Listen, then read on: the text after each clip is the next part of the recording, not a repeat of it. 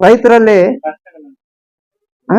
ಮೇಕೆ ಇವೆಲ್ಲ ಸತ್ತೋದ್ರೂ ನಮ್ಗೆ ಪರಿಹಾರ ಬರ್ತಾ ಇಲ್ಲ, ಶೀಘ್ರವಾಗಿ ಕೊಡ್ತಾ ಇಲ್ಲ. ಅದು 5 ವರ್ಷದಿಂದ ಇಲ್ಲ. ಎರಡನೇದು, ಏನು ನಮ್ಮ ಇನ್ಶೂರೆನ್ಸ್ ಬಂದ್ರು ಚೆಕ್ ತಗೋಬೇಕಾದ್ರೆ 5,000 ಕೇಳ್ತಾ ಇದ್ದಾರೆ ಕಮಿಷನ್.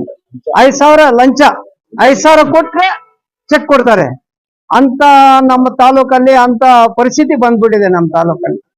ಎರಡನೇದು, ನಮ್ಮ ಏನು ಈ ಮರಳು ದಂಧೆ ವಿಪರೀತ ಆಗ್ಬಿಟ್ಟಿದೆ. ಈ ಇದು ಕುಮನೂರು ಕಡೆಯಿಂದ ದೊಡ್ಡ ಲಾರಿಗಳು ಏನು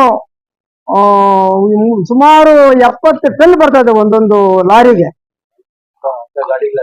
ಅಂತ ಗಾಡಿಗಳು ಬರ್ತಾ ಇದಾವೆ ನಮ್ಮ ರೋಡ್ಗೆ. ಅದು ಕೆಪಾಸಿಟಿ ಇಲ್ಲ.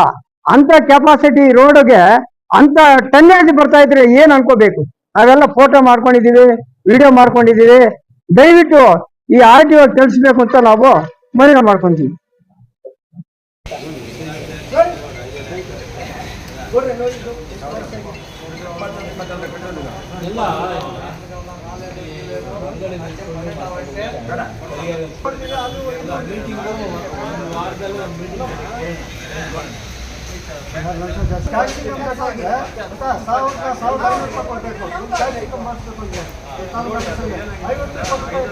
ಕೆಲಸ 1,000 ರೂಪಾಯಿ ಕೊಡ್ಬೇಕು.